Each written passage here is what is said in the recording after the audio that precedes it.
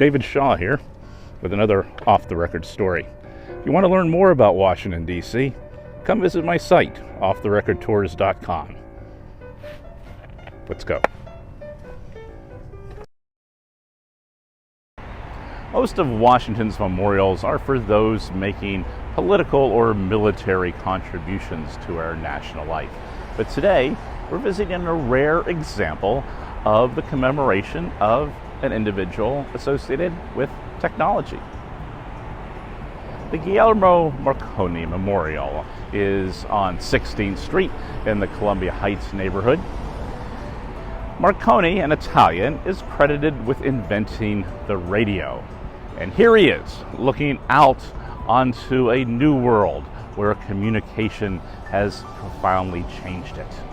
Above him, this bronze allegorical figure of electricity comprised of electrical waves and a woman with an arm pointing east and another pointing to the sky. The arms, the legs, and the wavy hair remind us of electrical current, a nod to Marconi's work in radio wave technology. Radio is a huge advancement. Think about it. Before Marconi puts all the pieces of radio together, long-distance communication is limited to the telegraph, and the telegraph only works when wires connect the parties, which makes it rather limited. No wire, no communication. But the wireless changes all that.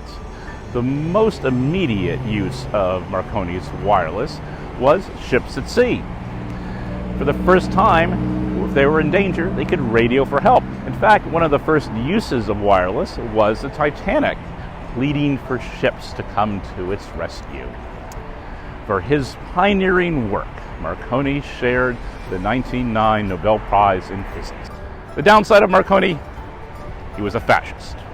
He was a strong supporter of the Italian dictator Benito Mussolini, who appointed him president of the Royal Academy of Italy. And if that wasn't enough, Marconi was an anti-Semite.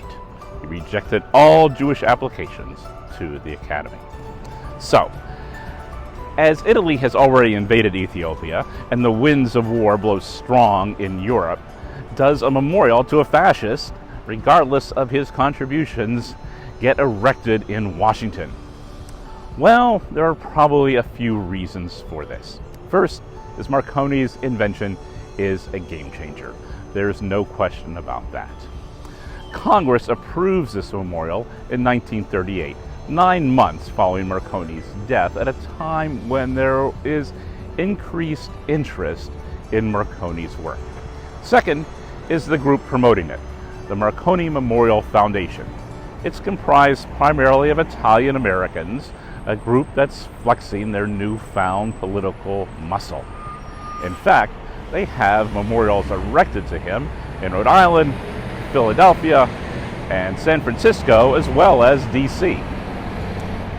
And interestingly, unlike the Japanese cherry trees at the tidal basin, several of which are chopped down after the attack on Pearl Harbor, this memorial is not vandalized after war breaks out between the U.S. and Italy, even though it was right down the street from the Italian embassy at the time.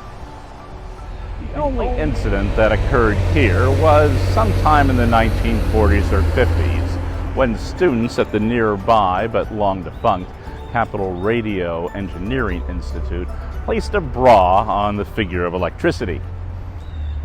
I assume it was a wireless one. Well, I hope you enjoyed that off-the-record story. If you want to learn more about Washington, D.C., things seen and unseen, arrange your tour of your nation's capital at offtherecordtours.com. Until then, I'm David Shaw.